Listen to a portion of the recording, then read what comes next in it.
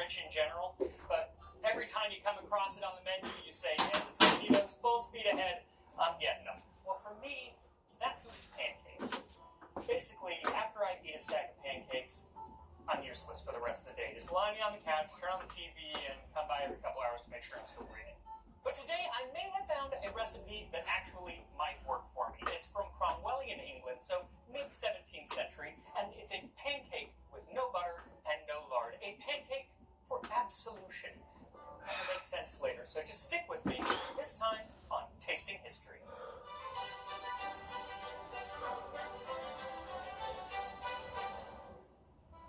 Today's recipe comes from the 1658 cookbook, The Complete Cook, expertly prescribing the most ready ways, whether Italian, Spanish, or French, for dressing of flesh and fish, ordering of sauces, or making of pastry. So I don't usually read the full title of these old cookbooks because, as you can see, they tend to go on. But I love this one because how often do you read a title that has curly brackets in it?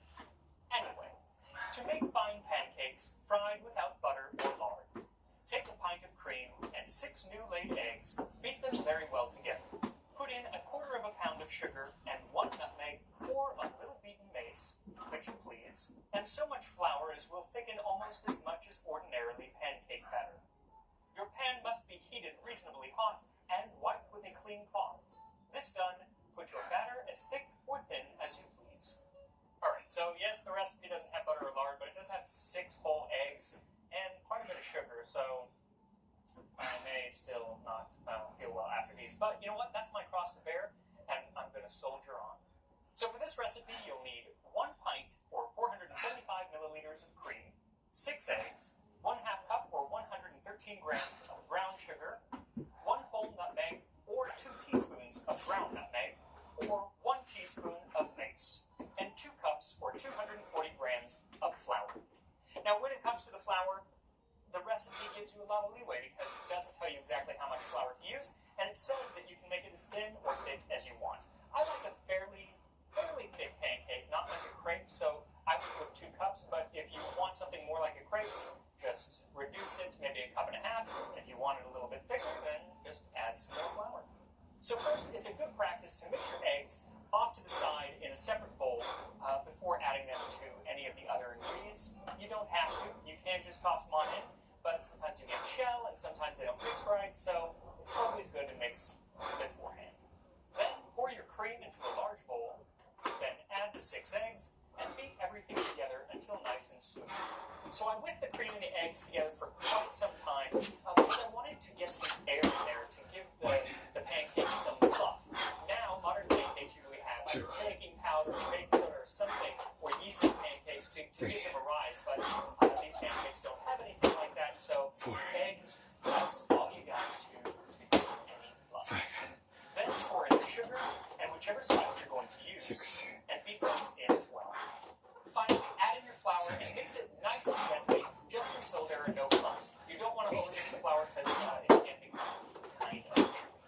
So you can use all-purpose flour for this recipe. I would steer away from bread flour. It's going to make the pancakes a little too chewy, I think. I ended up using whole wheat stone ground pastry flour from Bob's Red Mill. They make a really nice pastry flour that's perfect for a nice delicate pancake. Now that your batter is mixed, you can go ahead and leave it for about 20 to 30 minutes, either in the fridge or just out in the open with something covering it. And it will give the flour some time to absorb all the liquid and just relax. And while the flour relaxes, you too can relax while I explain the history of pancakes. Do you want to make a great impression on your customers? Build your brand in every message with a professional email from GoDaddy. Get more done online with all the leaders' Office apps on multiple devices. Get yours today at GoDaddy.com.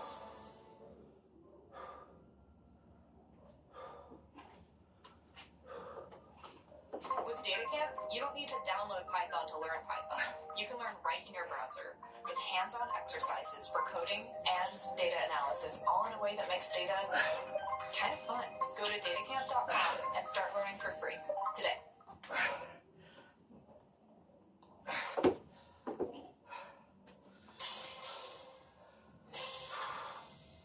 Pancakes are frankly difficult and not worth eating at all, unless they are of paper thinness succulent tenderness.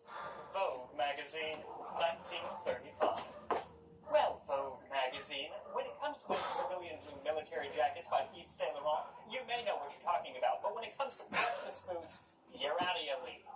Pancakes have been eaten all over the world for thousands of years and in every possible form, not just paper thin and tender. 5,300 years ago, poor Ötzi the Iceman enjoyed one last meal before being murdered and frozen for posterity in the Italian Alps. And what was old Ötzi's last meal? That's right, a pancake. Kind of. See, scientists found einkorn and charcoal in his stomach and deduced that what he probably had was a primitive form of pancake. Granted, instead of sausage or bacon, Ötzi opted for dried ibex meat, no longer available with the Rudy Tooty Fresh and Free breakfast, but you get the idea. Now, Ötzi would not have had a sweet pancake like we have, or really anything that we would associate with pancakes. For that, we have to go to ancient Rome. On the streets of ancient Rome, you could get alita dolcia, or another sweet. It's basically a pancake made with milk, flour, and egg, just like today. You can put some spice in it, and drizzle it with honey, a precursor perhaps to our modern-day maple syrup. Pancakes spring up in almost every culture around the world. Around the Horn of Africa, they have something called injera, which are huge pancakes, very thin, made of pet flour, and are used not only for eating, but as the actual plate itself, and often the utensil. And if you have an Ethiopian restaurant near you, I suggest going and having a meal, because they will serve this injera, and it's just a really cool experience. So, go. In Japan, they have a savory pancake called okonomiyaki that's made with flour, eggs, cabbage, and sometimes pork or even octopus, something you probably aren't going to find at IHOP. You can buy pancakes with rice called chatabati in Nepal, and in every part of India, they have some form of pancake. There's dosa made with fermented batter, or patishaksha, which I've always wanted to try. They're stuffed with dates or coconut or sweet thickened milk. I love that stuff. And speaking of stuffing pancakes, that's a thing everywhere too. Ashkenazi Jews fill blids with cheese and fruit, and in Hungary they have something called gundel palachinta, stuffed with walnuts and raisins and topped with chocolate sauce. And sometimes they even put rum in it to flambe it. And flambeing pancakes, well, that's a whole thing too. One of the most famous pancakes in the world, with quite the origin story, started with flambe. Supposedly, it was in 1895 at the Café de Paris in Monte Carlo, when the future King Edward VII was dining with a lovely young woman named Suzette. Then, in the words of their 14-year-old assistant waiter, Henri Charpentier, it was quite by accident that the cordials caught fire. I thought I was ruined. The prince and his friends were waiting. How could I begin all over? I tasted it. It was the most delicious melody of sweet flavors I had ever tasted. The prince ate the pancakes. He asked me the name of that which he had eaten with so much relish. I told him it was to be called crêpe princesse. Will you, said his majesty, change crêpe princesse to crêpe Suzette?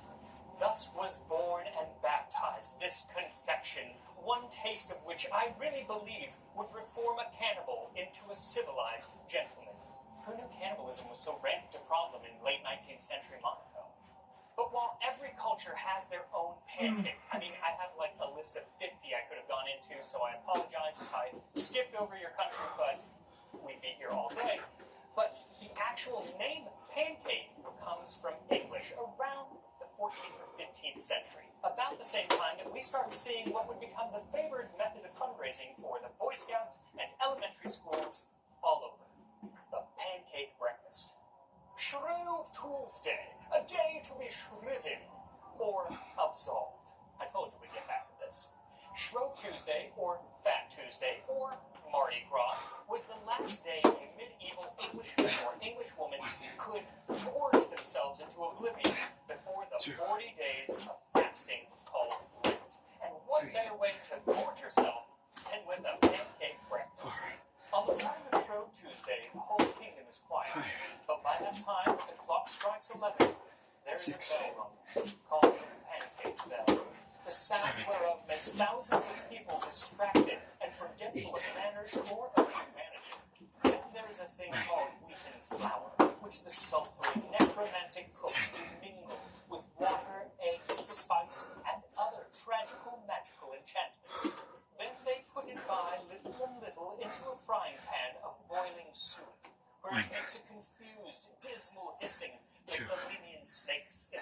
shades of acaron sticks or phlegethon, until at last, by the skill of the cooks, it is transformed into the form of a pancake, which ominous incantation the ignorant people do devour very greedily.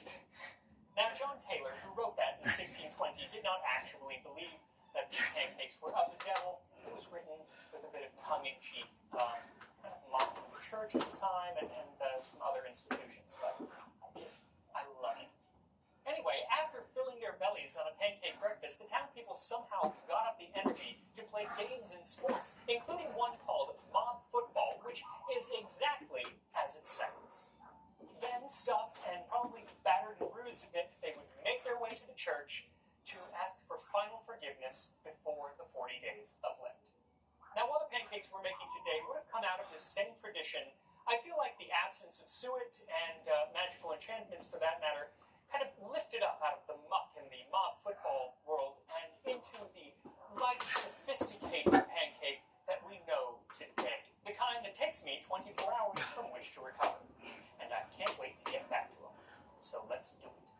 So per that original recipe, you'll need a pan or a griddle wiped with a clean cloth, and then put on the stove about medium heat until it's nice and hot. Once it's hot, rub some cold butter on it just to give it a nice coating, and then dole out your first pancake. Now, depending on how thick or thin your batter ended up being, it's going to depend on how long you're going to leave it on the griddle, but really what you're looking for is for the top to go from shiny to matte. And if there are any bubbles, for those bubbles to all have dropped. Once that happens, flip it over. Leave it on the griddle for about another minute, and then take it off and repeat ad nauseam.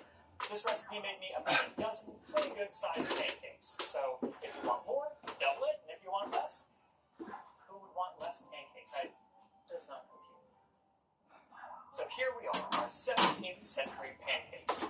They look gorgeous. They smell amazing, and you can really get that aroma of the mace coming through, which I'm excited to taste. So how do we eat these? We eat them plain, which was often done. Now, you can get like a stack of pancakes. You just got a pancake or two pancakes, and you eat them with your hand. Another way to eat them would be there are stories of putting honey on them, or berries, or nuts, sugar, or salt, oddly enough. So I'm going to try one plain, flavor the pancake, and then I'm going to try one with maybe some nuts, berries, and honey. Why not? So here we go. Plain pancake. Flat, warm. Let's see how it goes.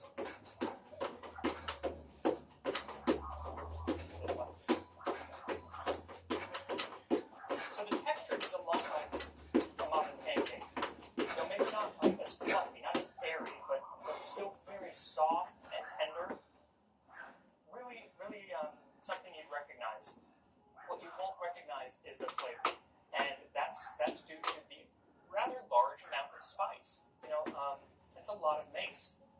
It's not overpowering at all, but that's definitely the flavor that's coming through. And I think if you're going to eat them plain, they need to have something like that. Now we put maple syrup on it, or boysenberry maybe, and so that's the flavor that kind of dominates, and pancakes are just kind of a vessel to your mouth. But the flavor needs to be spicy. That's what it is. And the sugar, it's nice and sweet, but not overpowering at all. Now let's try for something a little more overpowering. We're going to put some berries and honey and nuts on there.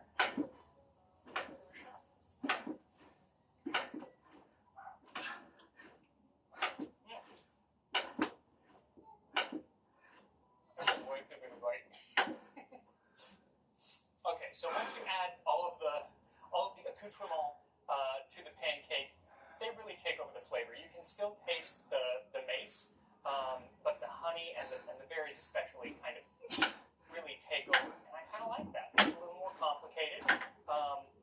Honestly, I might not do all three next time. The nuts, the berries, and the honey. Maybe just honey. Give it kind of a sweet golden flavor, or gold taste like. Or just the berries. Maybe like a compote actually would be really nice. Anyway, yeah, I love pancakes. They're just so good. They were good 400 years ago, and they're still good today. They were probably good when old Itsy was eating his tiny corn pancake before he got murdered.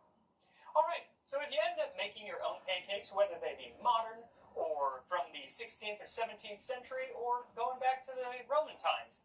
Please make sure to share pictures with me on Instagram and Twitter. I'll put my handles down in the corner here or in the description. And I will see you next time on Tasting History. I'm going to eat these pancakes now. Thank you very much.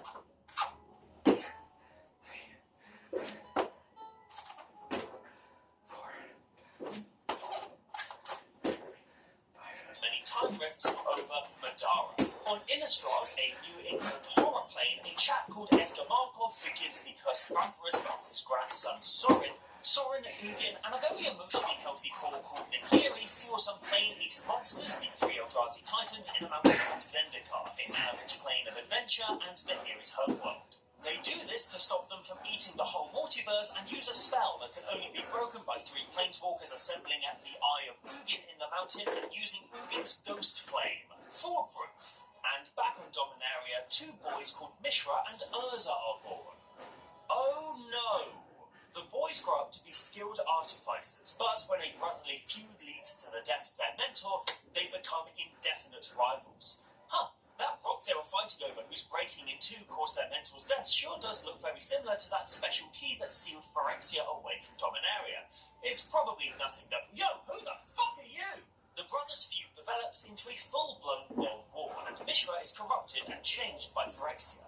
Urza isn't a fan of either this or the prescient Phyrexian invasion, and blows up a third of the plane with a megaton fruit bowl called the Golgothian Silence. He becomes a planeswalker for his troubles, and his eyes are replaced with the two halves of the Power Stone that he and his brother nearly destroyed the world over.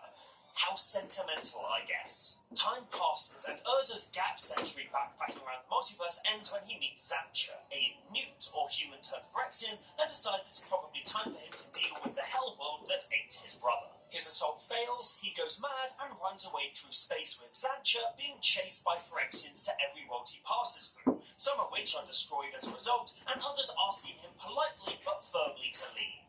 Urza goes back to Dominaria eventually, where Gix is waiting to meet him, and the pair fight, with Xancha sacrificing herself to save Urza and finally destroy Gix.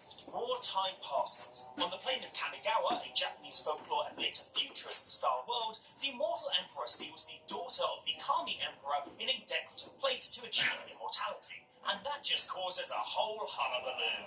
The daughters of both emperors eventually join forces to defeat their warring parents with the help of a rogue called Toshiro Umezawa, whose actions ended up diminishing the extraplanar powers of whatever the piss this thing is, so he's blinded and sent to the plane of Dominaria in exile. Azor, the Sphinx from Ravnica who set up the Azorius Guild, is a planeswalker, and he and Ugin try and trap Nicol Bolas with a magic disc called the Immortal Sun on Ixalan, an Aztec with Dinosaurs Island on a plane of the same name. But they mess up, and Azor ends up getting stuck there instead. Why did they mess up? Well, as Sarkhan sees when he travels back in time on Tarkir, Ugin gets killed by Nicol Bolas in a crux of fate, but he saves the dying dragon and seals him in a healing cocoon. Who is Sarkhan? What is Tarkir? I'm confused. What on earth is going on? You'll find out in a few thousand years. Let's check back in with Dominaria, and oh dear, it's in one of the three ice ages that was sporadically befall it because of Urza's Silex Blast. A bloke called Joda and a lady called Jaya Ballard are born and fight a necromancer called Lindor and a nightwalker called Leshrak. But both of those weirdos piss off on their own, and Jaya's spark ignites when a weird little magic freak trapped in a ring makes her lose her mind for a wee moment. Fast forward a few years, nothing happened. Nothing happened, don't worry about it. And Urza's back. Oh no, again! He's healed his mind, but not his soul, because he found a school on the island of Teleria on Dominaria, where he's about to do a whole bunch of unethical stuff to everybody who steps foot inside. Amongst those are the wizards Baron and Rain, and the students Urtai and... Oh, pissing shit! The Phyrexians just snuck up and invaded the Telerian Academy, killing everybody inside. Quick! Urza, send the silver golem you just made called Khan, who's been brought to life with the Heartstone that you took from Xancha's corpse, you fucking weirdo, back in time 24 hours to prevent them from doing that. Oh, shitting piss! Urza's time machine was built by a madman with no moral compass, and of course it exploded the minute somebody turned it on. Only a handful of people escape the invading Phyrexians, along with a bunch of students who get trapped in different time bubbles, like the children Joyra and Teferi, the former of whom is left immortal because of the time explosion, the latter of whom develops a fascination with time after being trapped in a slow time bubble whilst on fire for 20 years. Urza then decides that he alone can solve the problem that he first caused and has only made worse up to this point by beginning the construction of the legacy weapon to once and all destroy Phyrexia and the Bloodlines project. More on that later. He starts gathering bits and bobs together to build the legacy, including destroying Serra's realm, an angelic world of peace and harmony that was one of the now corrupted planes that he unwittingly led Phyrexians to. Hopefully, Urza apologized at least a few times for all of the trouble, as he shrinks all of the energy of the plane down into a battery to power his big gun and erases it from existence.